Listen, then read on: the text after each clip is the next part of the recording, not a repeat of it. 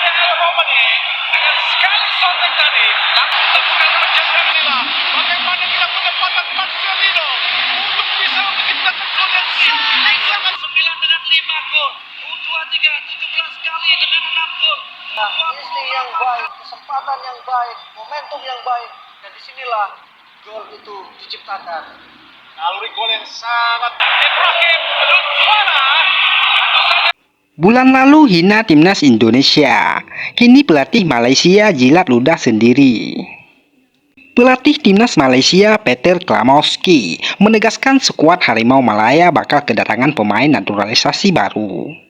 Peter Klamowski sebelumnya memanggil 38 pemain untuk pemusatan latihan timnas Malaysia akhir Mei ini. TC yang digelar timnas Malaysia ini sebagai persiapan laga kedua grup F putaran ketiga kualifikasi Piala Asia 2027. Skuad Harimau Malaya akan ditentang timnas Vietnam. Duel keduanya akan berlangsung pada 10 Juni di Stadion Nasional Bukit Jalil, Kuala Lumpur.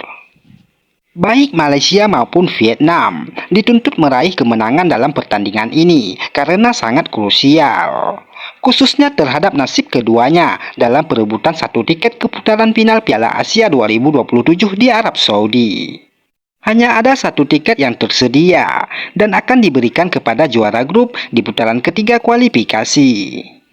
Skuad terbaik pun dipersiapkan, khususnya Malaysia. Meski sudah memanggil 38 pemain, masih akan ada lagi yang bergabung.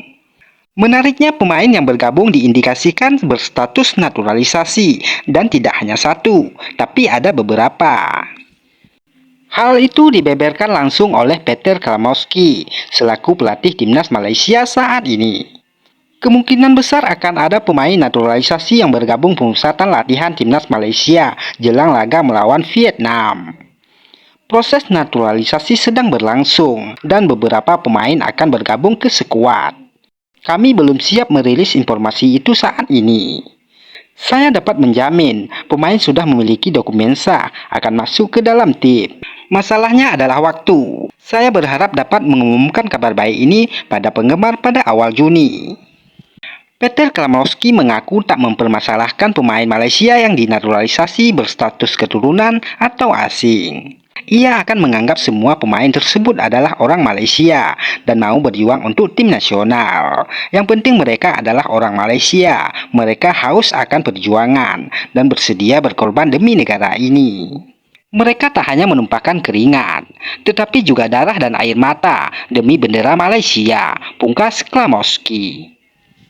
Sikap Peter Klamowski ini seperti menjilat ludahnya sendiri ketika beberapa waktu lalu mengejek program naturalisasi timnas Indonesia. Menurutnya, program naturalisasi tidak relevan bagi dirinya sebagai seorang pelatih profesional. Naturalisasi pemain tidak bermakna untuk Klamowski, meski saat ini ia juga menerapkan program yang sama. Proyek naturalisasi Indonesia tidak bermakna bagi saya, jadi saya tidak akan bicara soal itu. Program naturalisasi itu tidak relevan bagi saya, kata Peter Klamowski beberapa waktu yang lalu. Sepertinya pelatih Malaysia ini tidak punya komitmen, alias pelin-pelan. Ucapannya berubah-ubah. Baru sebentar di Malaysia sudah ketularan penyakit hati, yaitu sirik dan iri hati melihat skuad Garuda yang semakin kuat dan mewah. Dan dengan mudahnya Indonesia mendapatkan pemain keturunan yang berkualitas. Tidak satupun tim di Asia yang bisa seperti skuad Garuda yang mudah dan cepat proses naturalisasinya. Makanya pada sirik dan iri hati, moga saja mimpi besar masyarakat Indonesia terwujud.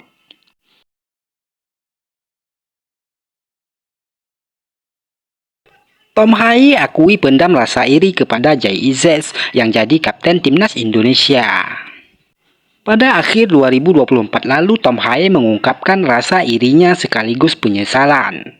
Dia melihat Jay Izzez yang bisa berjuang dengan begitu serius pada usia yang sangat muda, hingga memikat banyak klub top Eropa. Namun dirinya tidak melakukan itu ketika masih berusia muda, dan itu menjadi penyesalan bagi dirinya. Dia terselamatkan karena punya bakat alami, dan kini hanya tinggal penyesalan bagi dirinya.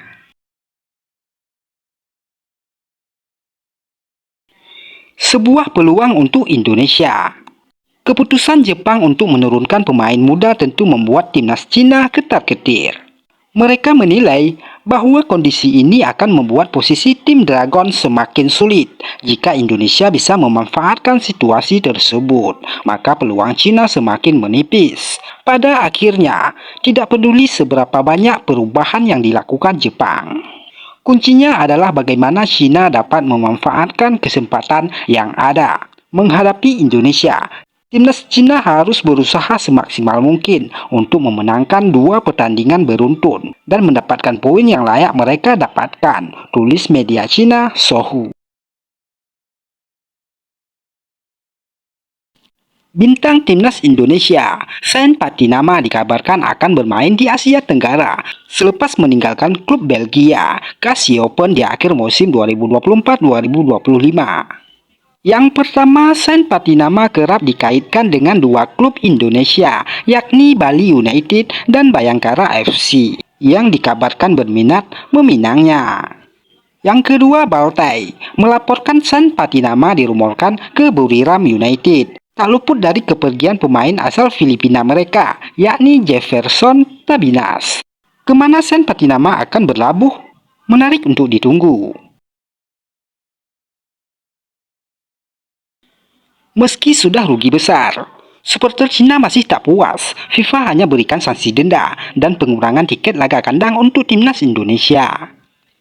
Setelah melihat berita ini, para penggemar dalam negeri Cina dengan belak-belakan mengatakan bahwa FIFA sebaiknya menjatuhkan hukuman berupa kekalahan 0-3 di kandang sendiri bagi Indonesia dan memberikan 3 poin kepada timnas nasional Cina, tulis media Cina Suho. Jika kalian suka berita olahraga, subscribe channel ini agar tidak ketinggalan berita terbaru dari kami.